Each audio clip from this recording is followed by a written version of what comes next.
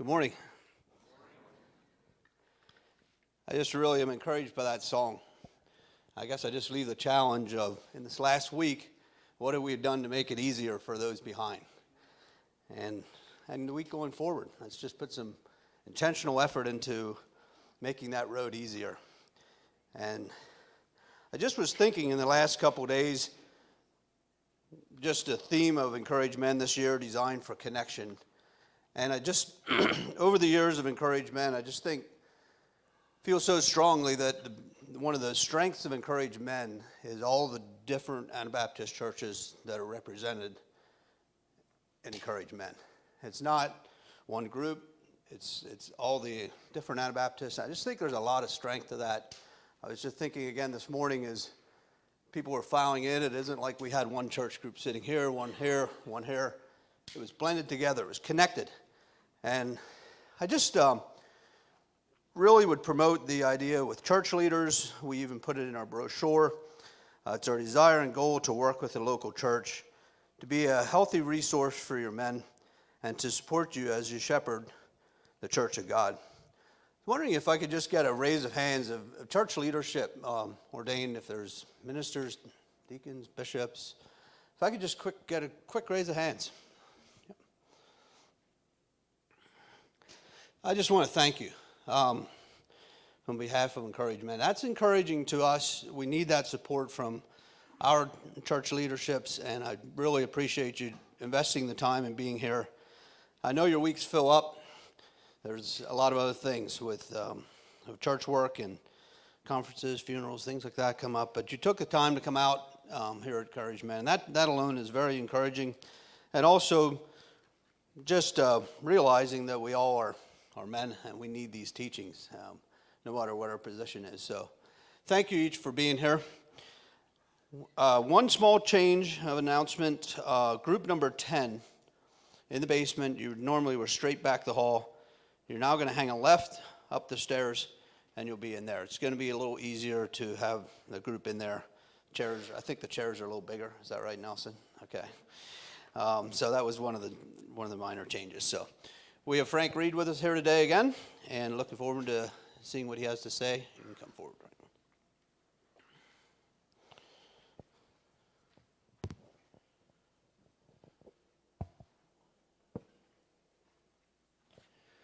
Let's pray. Dear Father, we come before you again this morning. We just thank you. Thank you for allowing us to be here again this morning here at Encourage Men. And as it is our goal with the Encourage Men and the ministry that we have, that lives can be changed through you, and that you can be glorified and not us. We just pray this again this morning. Just pray for Frank as he brings a message, that it can be open and be transparent and sharing to us from his heart, and that each of us can just open our hearts and take in that message.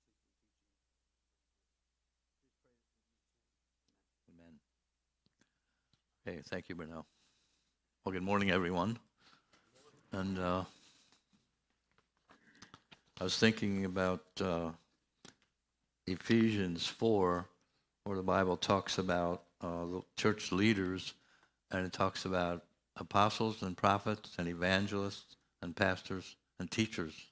I'm on the end of that one, okay? I'm a teacher, so that's what I think God's called me to do. And it's been a blessing and a privilege to, it was 1982, which sounds like an archaeological expedition now, I guess, but a long time ago when I started studying about Mennonite, Amish, Brethren histories, and I'm still teaching church history at a, can you all hear me okay, at a Mennonite school.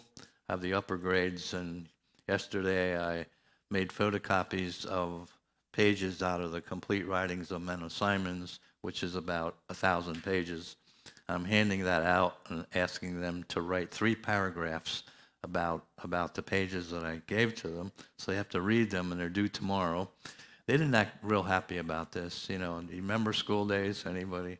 There's some of my students here. Nelson's in the back. Yeah, we talked early this morning about this. So Oh, but somehow I need to get this stuff into their brains and their hearts. Did you notice Purnell prayed that I would speak from my heart? It's easy to speak from your brain, right? Okay? We're pretty good at speaking from our brains. And I was thinking, I want to put a diagram on the board here. But before that, I just jotted down a few things to talk about before we talk about the notes. And one of those things is that there's a really a lot, many people today want to be counselors. Have you noticed that? There's a lot of people want to be counselors. My wife just showed me an email last evening. I guess it was a text on her phone about somebody we've known for a long time. In fact, we've known, sometimes I say, since I'm getting old, I've known this person since before their parents were married. So this is not really quite true, okay? But that's how I feel about it. And now this person wants to be a counselor. And I'm thinking, what is this? And this whole wave toward counseling is necessary because so many people have so many struggles, and we need to get behind them and with them and help them. And so it's important. But at the same time, I'm going to interrupt that discussion by saying I got a phone call from a Mennonite man last week, not from this community, and he said he wants to go to college. I said, why do you want to go to college? He said, well, you went to college. Yeah, but why do you want to go to college? And he said, well, what's your advice? Should I go to college? I said, do you want my advice? Yeah? No, don't go to college. Okay? I'm on a couple detours out of my story here, okay?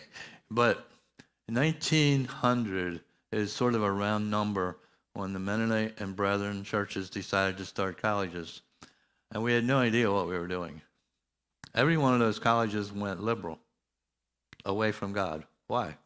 Because we didn't know what we were doing. We did not have the theological and philosophical sophistication to do what we were trying to do. And we got lost and blindsided and broadsided and pushed off the map. And so all of the rest of us that I like to say stayed home and, milked cows and canned peaches. What did we decide about education? Not a good idea, is it? Okay, so let's not do that.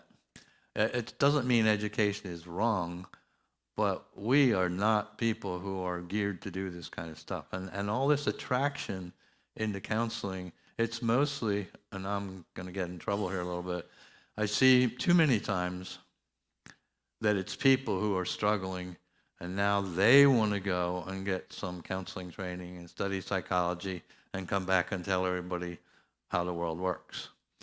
And if this thing would really work, the first thing I would see is that when they do these studies, that they would get healing. I'm not seeing it. I've been watching this a little too long, okay? And so there's a wave of doing this. And a couple, so I'm sort of ended that thread there, but one of the things, you sort of learn a language when you study counseling. And one of the words is triggering. Did you ever hear people get triggered? Yeah, it's very common today to hear about people getting triggered. The principle is, and that's what I like to focus on, principles, because the principles apply generally. And it's not like something so narrow. The principle is that the way you were treated is one thing, but the way you respond to that is more important. Okay? Now let me ask you a question. Did you ever pull a trigger on a gun that was not loaded? Anybody? We were all boys, right? And we all did this, okay. Did it go off? Did it go boom? Did it kick? No. Why not? You triggered it. Why didn't it go boom? It wasn't loaded. So when people get triggered today, it tells me they're loaded. They've got unhealed stuff in there, and everything triggers them. Does it make any sense? Life is so simple, is it? Life is really pretty simple. And so the way you deal with how you were treated, how you grew up, is the way you're going to respond. And so it's not just what happened to you. So be careful. You go to college and you learn this triggering thing, and you're told, If they trigger you, stay away from them. Is that good advice? Well, you decide. But the reason people are triggered is because they have never unloaded a gun in their heart. Okay? Can we do that? What else did I want to say? So many things to say. Ever hear the word Gelassenheit? That's a pretty important word. We've lost too much of our German, but Gelassenheit's very important. We say it means yieldedness, but it actually means a lot more than that. It means being content with where God has placed you now. Okay? That's Gelassenheit. As one Amishman said to me, it means gay, lassen, height. Okay? So go and be content today. All right? And so it's really important. And when you think about the heritage that we have, and Gelassenheit was a huge part of that. We could walk to our death, to be burned at the stake, or drowned, or whatever they decide to do with us, smiling, preaching, praying, singing, because of Gelassenheit. Okay? Because we were okay. If this is where God called me, if I'm going to die right now in front of this whole crowd and they're going to burn me at the stake, it's okay. Does that make sense? Do we still have that? We need it. If we don't have it, we need it. Well, so many more things. What else should I say? Last time I was here, we talked about the way the Mennonite Amish world has the plain, now we call them plain sect groups, okay, the whole all of us together, as you heard this morning already. And that's what I want to see. I want to see us bring our energies together, because we have a lot of energies. And one of the things I asked you about, fixing the road at I-95, do you remember that question? And where did they get the answer? It was, remember? Yeah, high steel. How amazing is that? So where does that come from? Where all the stuff? I mean, anybody know about Tin Amos? Anybody remember Tin Amos? Ever hear of A.B. Martin? How do you go from Tin Amos to A.B. Martin? Does anybody old enough to remember? Is this unbelievable or what? And you ask yourself, I mean, they completely revolutionized agricultural construction. Is that right? Totally revolutionized it. And not just here. Where does this come from? It comes from our history. In Europe, we were persecuted. And that persecution changed us. And we had to be so strong. We had to have the Gelassenheit and a whole other list of words. We had to have that just to survive. Just to survive. And then, did you ever hear of William Penn? Yeah, he invited us to come over here, and he started his holy experiment. And in his holy experiment, we're not going to be persecuted. Okay. And what do we do with all that energy? All that energy that we had to survive persecution, what did we do with it? Well, we converted it into material, financial things, okay? That's where this energy comes from. And it's there, and it's intense, right? Is it intense? It's intense, and it's transferred from the spiritual energy we needed to survive into the material energy that we need to run businesses and farms and that sort of thing. So, but there's a very interesting verse in I think I say the same things everywhere I go. And in Romans 12, verse 11, we talked about this before, right? And so yesterday I was quoting things to my students, and I said something wrong, so I've started to read things. Be not slothful in business, but be fervent in spirit, serving the Lord. We talked about that before. So what would it take to get the spiritual energy back? What would it take to refocus the spiritual energy? Is persecution is usually given as the answer. Is that the only way? Or can a group of men like this say, you know what, we are going to get the spiritual energy back. We're going to take some of this energy that we're using, and we're going to recognize where it came from and how God has given it to us, and we're going to bring it back. Okay, so, all right, well, on your notes, the will is shaped through the heart, and from Malachi 4, 5, and 6. In Malachi 4, 5, and 6 is verses I want you to think about today, where the prophet is saying, and now I'm quoting this again, that the prophet is called to do two things: turn the hearts of the fathers to the children and the hearts of the children to the fathers. And he's talking about hearts, right? It doesn't say brains, it doesn't say skills, it says the heart. Okay, that's very important. Your heart is very, very important. Okay, keep your heart with all diligence, because why? Out of it are what? Okay, of life. Keep your heart with all diligence. So, maybe to keep your attention, put some stuff on the board here. Brought a couple, and so kind that you have a nice big whiteboard. So, you're made of three parts. First of all, get the right color out here. First of all, you have a brain. Okay, here's your brain. And you also have a belly. Okay, there's your belly. This sounds really sophisticated, doesn't it? Like I went to school somewhere. Okay, your brain and your belly have a task. The task is to keep you alive. That's what they're for. Your brain is what keeps you alive, and your belly is what keeps you alive. It's why you eat and why you get married and have children and all that part of life, okay? And so it's easy for us to focus on that, and we're pretty sharp, okay? And we have all kinds of ideas, and we can see through things, and we do things, and we tell people what to do. And then we have these bellies that are difficult to work with, and they get us in trouble because our feelings and our emotions and all that sort of thing. So what are we going to do? I can make this a long discussion, or else I can make it a short discussion. What's our word? In between your brain and your belly, what do you have? The heart. What God wants us to do, and I hope you can just remember this. What God wants us to do when our brain is trying to flyer and tell everybody what to do is to take the stuff from our brain into our heart before we let it go, okay?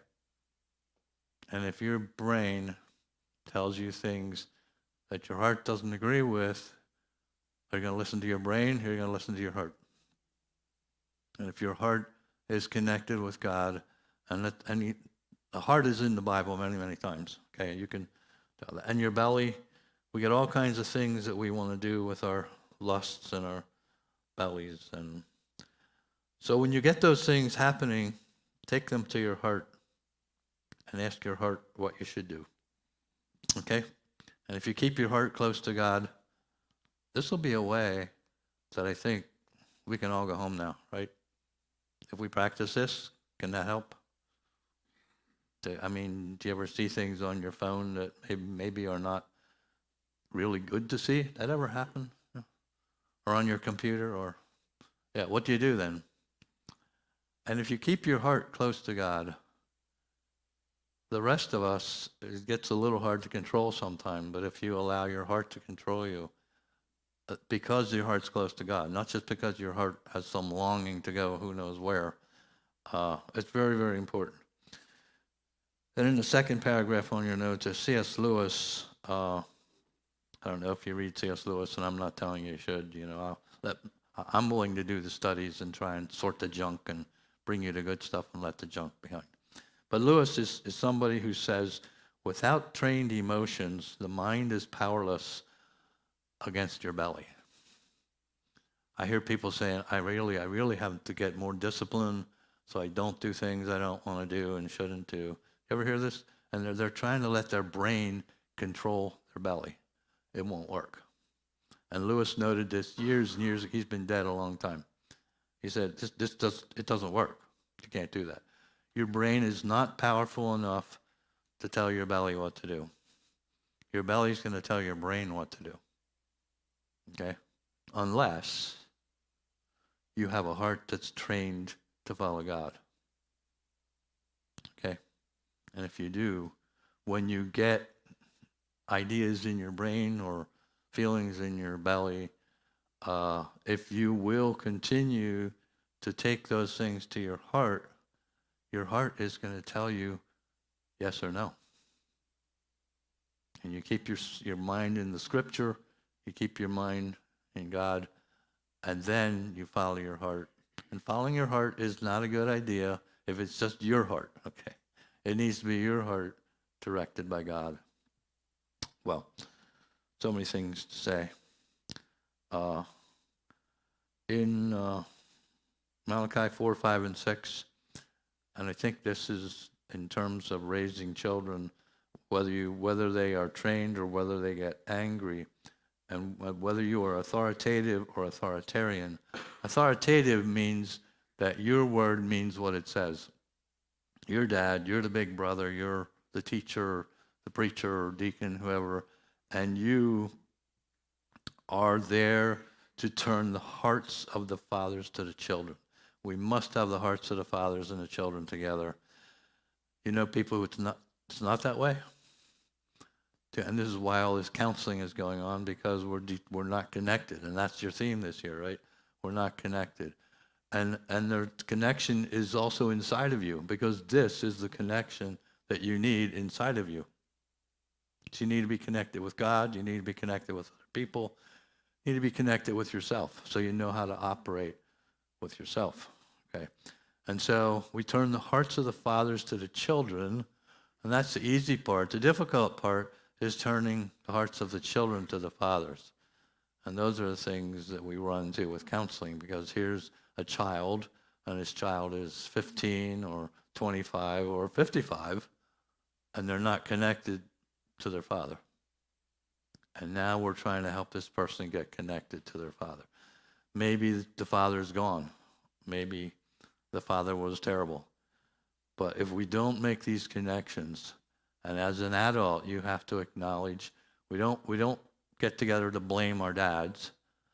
There's always plenty of blame to go around. My children could find many ways to blame me, but we want to appreciate the dads that God's given us, and then learn from them what we can. But we don't need to follow them if they were harmful. Okay, you don't need to follow them if they were harmful. So it's so easy to do that. So as we try to turn the hearts and the fathers and the children back together again, and maybe, you didn't have a father. Maybe he was gone or distant. But there's typically a father position in your life. There's typically somebody who in your life could be a father figure. And that's something that some of us, if you want to be a counselor, be available. Be available as a father figure. There are lots of people who struggle. And I asked my wife last evening, should I write to this person who she just got this email from? Should I try and bring some correction? We didn't decide. I don't know what we'll do. So, just some statements in the top there. Teaching is to instruct the mind. Training is to shape the will. And the will is shaping the heart. Okay. We're sort of complicated, and yet we can make it pretty simple, which is what I tried to do on the board. Teaching is to instruct the mind. Teaching an untrained person makes them shrewd and clever. Working with students over the years, you get somebody who just can't be managed. These children are just like not going to follow you and not going to follow their parents, and they've never been trained to follow authority. And what do? You can teach them, but you teach people, which is what happens in college too many times. You get people who are untrained, unskilled in the word, unskilled in understanding God and his principles. And when you teach those people, they get really clever and they get really shrewd. Okay? Does this make sense? It's nice when life makes sense. So when you teach somebody who's trained and you teach somebody whose heart is right, they become a blessing to everybody. When you teach somebody who isn't there, they're not a blessing to anybody, okay? Even to themselves, okay? So teaching a trained person makes them wise and discerning. An untrained, self-centered person cannot be wise, and we need wisdom so desperately. and you get somebody who's untrained, untaught, you can't. Michael Sattler, anybody ever hear the name Michael Sattler? He wrote the Schleitheim Confession. Anybody ever hear of Schleitheim Confession? A couple hands out there. There's a little booklet that I think you can get from Christian Light and maybe at Clay Bookstore, I don't know, called the Schleitheim Confession. And Michael Sattler is the man, he died burned at the stake, but he wrote the Schleitheim Confession. And he also said there's two ways to do obedience. You can do obedience because of law, or you can do obedience because of love. And he wrote this in 1527. Menno does not join the movement until 1536. So this is almost 10 years before Menno joins the Anabaptist movement, and Michael Sattler is already writing, giving us advice that's good for today. Should you obey because of law, or should you obey because of love? Which is it? And he said, it's love. That's why we should obey. Okay, but he's also willing to write the Schleitheim Confession. So it's not wrong to have confessions, and Michael Sattler is the person who brings a lot of this together.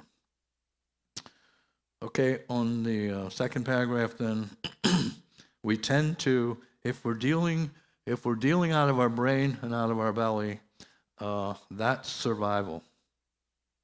Those people who live that way are in survival mode. They're trying to figure out how to survive. And in survival mode, we turn to things like fight, flight, freeze, or fawn. Okay, maybe words you can remember. We tend to fight, or we tend to run away, or we tend to just like freeze and don't know what to do, or else we just bow to everybody and fawn to everybody and just, oh, whatever you want, I'll just do whatever you want. When we see these reactions, then we start asking ourselves, something not quite right. Train up a child in the way a child should go when they're old. They will not depart from it. And couple that with Deuteronomy 6, where you talk to the child when you lie down, when you rise up, when you walk by the way. This is the way we train children. Okay. Everybody's trained. Overprotections can prevent our healthy parenting. It's good to protect children, but not what they call helicopter parents. Have you heard of this? Helicopter parents, they hover over their children, make sure everything is just right. Okay. That can go a little too far. We can go either way too far on this. So on the back part of your page, healthy training in the middle, extremes on the outside there. One extreme is to neglect the child. Another extreme is to totally control the child. And so I just made a list of words that you can ponder sometime as you wish. Healthy training is discipleship, and it takes discipline to be a disciple. And so it's really important that children learn discipline very early. My wife had a plan that as our children were growing up, if you did not have your bed made before breakfast, you got no dessert for supper. Sounds pretty bad, right? So the children tended to remember that. Did you believe that? Would you believe they tended to remember that? They tended to remember. Because, when it gets to be supper time, and they got fed, no problem. But when it's time for pie and ice cream, sorry, you have to leave the table. That's a tearful moment, okay?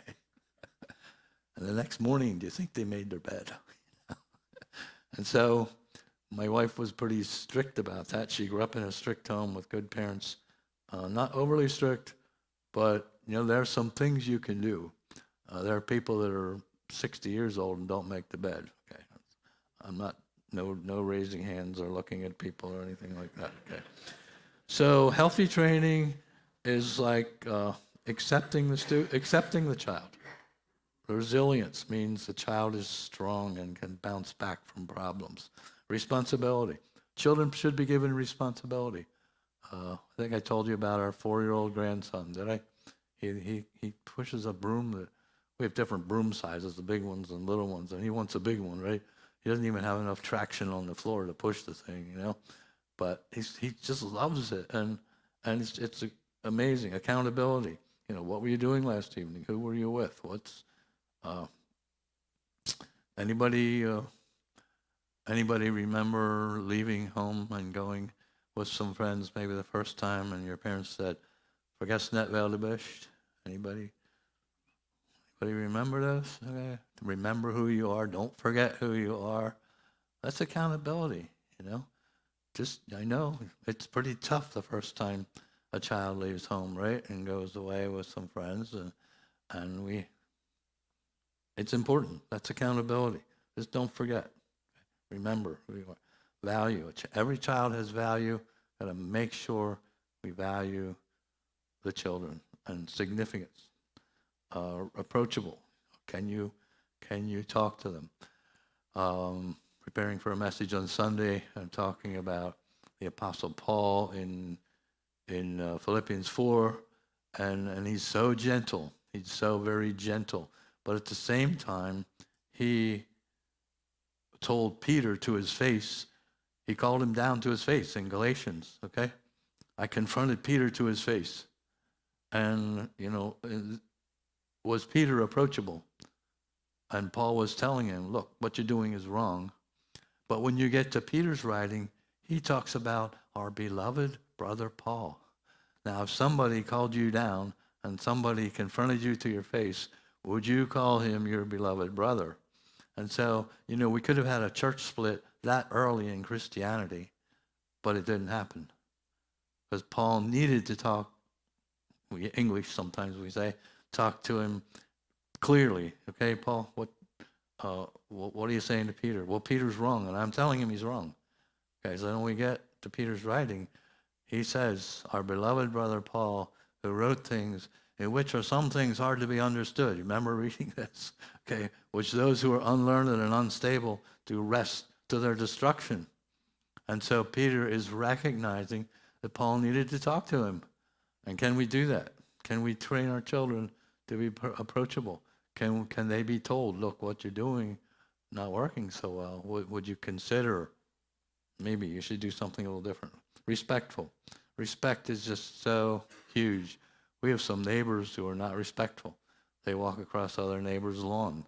They ride their motorcycle across other neighbors' property. Why would you not be respectful? Respect just goes a long way. Self-control. These are things we should build into our children, meaning that we will have a connection with the child, and the child will be able to make connections with other people.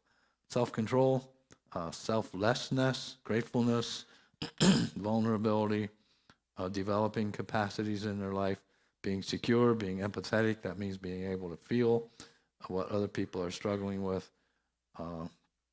Yesterday in class, we were talking about Philippians, but then we were also talking about Psalm 19, which says, the heavens declare the glory of God. And then the companion passage to that is in Romans chapter 1. So if you want to make a note about something to study, you can write down Psalm 19 and Romans 1. And in Romans 1, what I was trying to show the students was that every life on earth is dependent on nature. Everything we eat comes from the ground, is that right? Either a cow that we fed corn that came from the ground, or things you canned and froze. And so the first 6 verses of Psalm 19 are about the heavens declare the glory of God, the firmament shows his handiwork, and so on and so on. But then when you get to chapter 19, Psalm verse 7, the law of the Lord is perfect, converting the soul. The testimonies of the Lord are sure, making wise the simple, right? And so he moves from nature to law. He moves from what God has made to what God has said in Psalm 19. And so when you read, I'm going to read some verses from Romans chapter 1. Verse 18, for the wrath of God is revealed from heaven against all unrighteousness, ungodliness, and unrighteousness of men who hold the truth in unrighteousness. Because that which may be known of God is manifest in them, for God showed it unto them. Is there anybody, I asked the students yesterday, is there anybody in the world who can't see nature? No, everybody can see nature.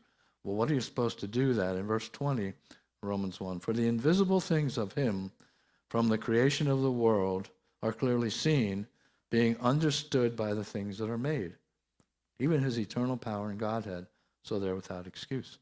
Everybody in the world has no excuse because they can see God in what he made. And we all eat every day. And it all came from the ground that God made. And so then the key word is the key words are in verse 21 of Romans 1, because that when they knew God by seeing him in nature, they glorified him not as God, neither were thankful, but became vain in their imaginations.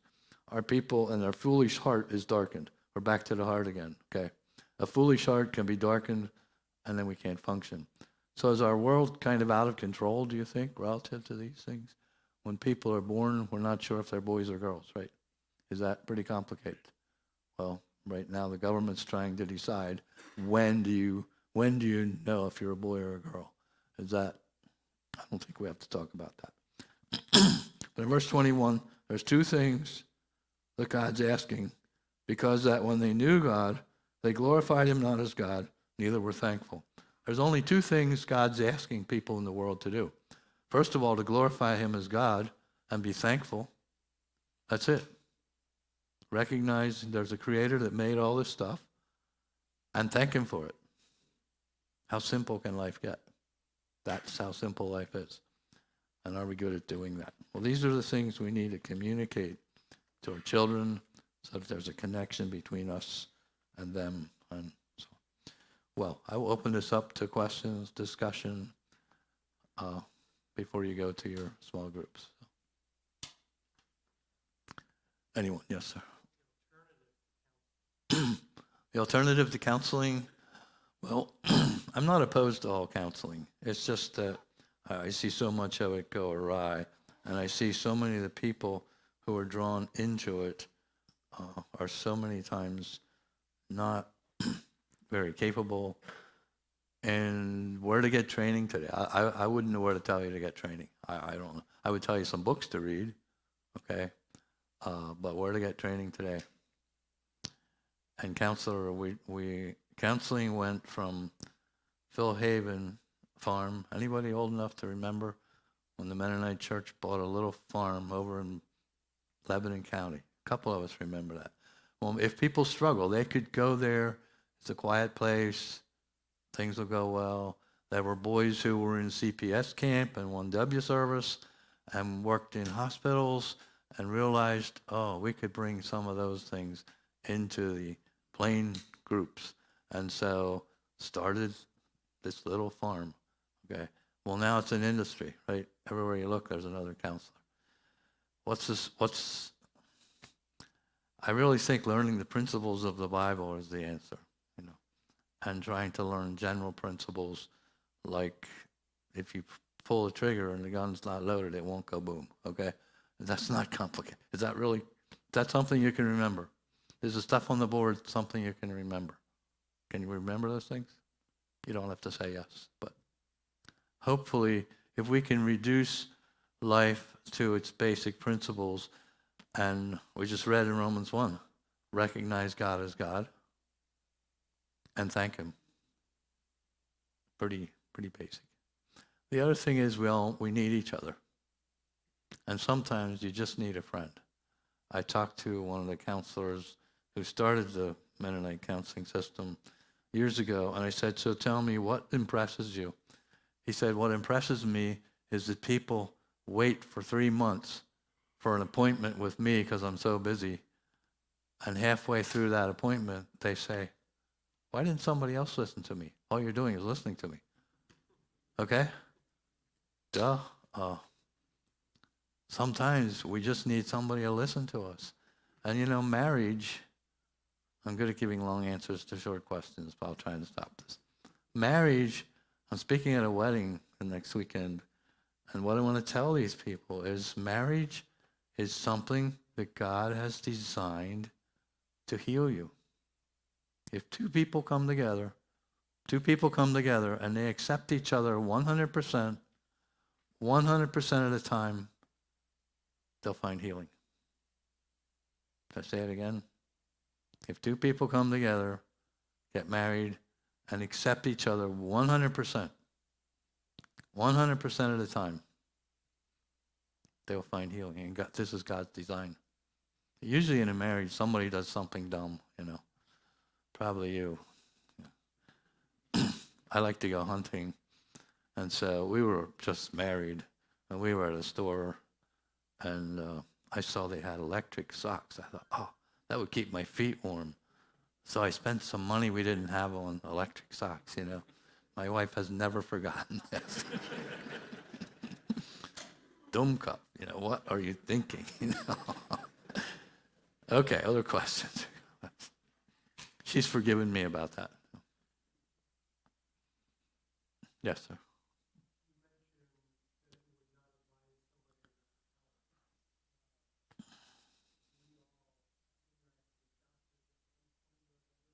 Yep.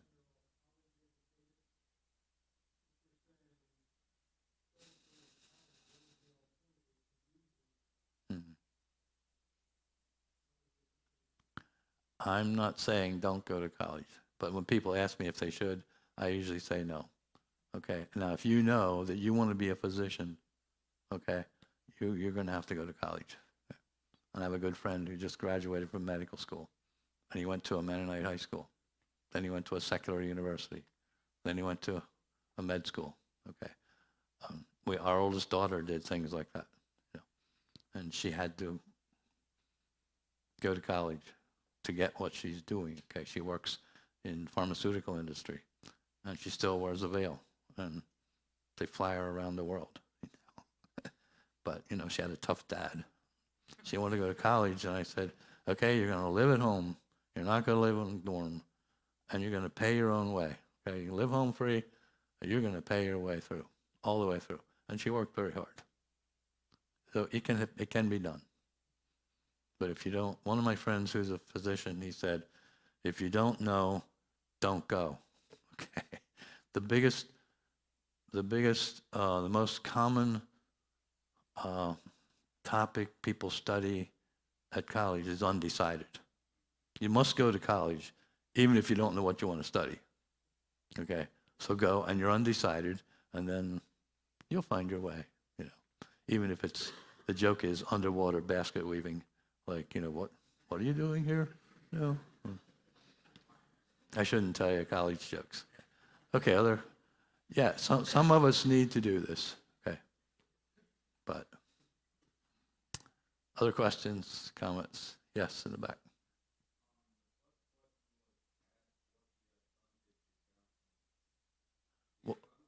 What's the alternative?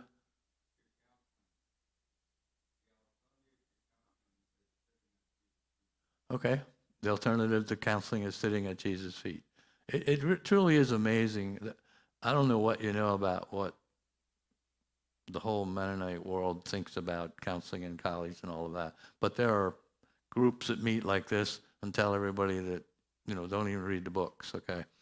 And I would like to think that we should be able to find truth wherever God placed it, okay? And so sitting at Jesus' feet, yeah. And so my message this morning is to have your heart right. And if your heart's right and your body wants to do something that's wrong, your heart is going to cry about it. Okay? Still here? If you're connected with Jesus and your body gets tempted, and you can follow the temptation. Tell me when I have to stop or no.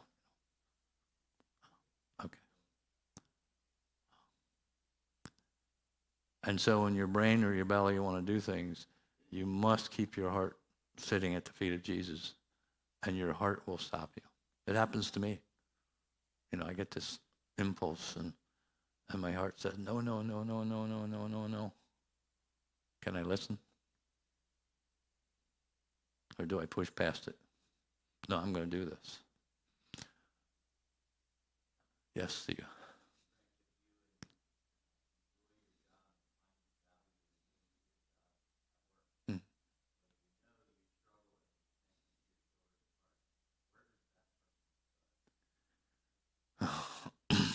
Yeah. I think it's time. Our jobs can really take us away, can't they? I mean, men love to hide. We can hide any place, okay? You can hide in a truck. You can hide on a farm. And being willing to open your heart to your children. And that's the verse we talked about. It's the last two verses in the Old Testament. Turn the hearts of the fathers to the children, hearts of the children to the fathers. And you might have to have a sit-down talk with them or take them out for an ice cream cone or something, even if they're 20 years old, and say, hey, I know I was not always available to you. Availability is so much a part of connection, and emotional availability is so much a part of connection. We tend to do the food and clothing and shelter. We're pretty good at that, right? Most your children have a roof over their head, enough to eat for breakfast. Okay, good. But what about your own personal, spiritual, and emotional availability? I think that's what they need. Do we all do it 100% well?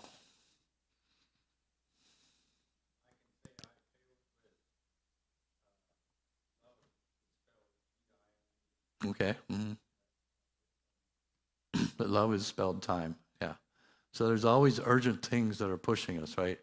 The phone, the business, the farm, Right now we have a couple sunny days, right? Time to mow hay. Get the last cutting of hay in, right? That has to happen. Anybody on board? Anybody know what I'm talking about? Okay. And if you're going to, sometimes we have to get pulled away, but we have to pay this back. Okay, hey, Thursday, we're going to do this. And they look forward to that. And then keep your word. Okay. Okay, anybody else? Jason? I'm not coming up to cut it off. We protect small group time too. But Okay, yeah. But I don't want to stop this. I No. want to keep it going. So keep asking questions. Okay, I got the message. Okay.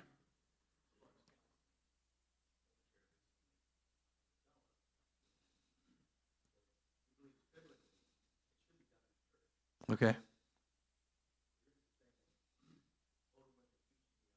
Mm. Mm. Mm. Mm. Yeah.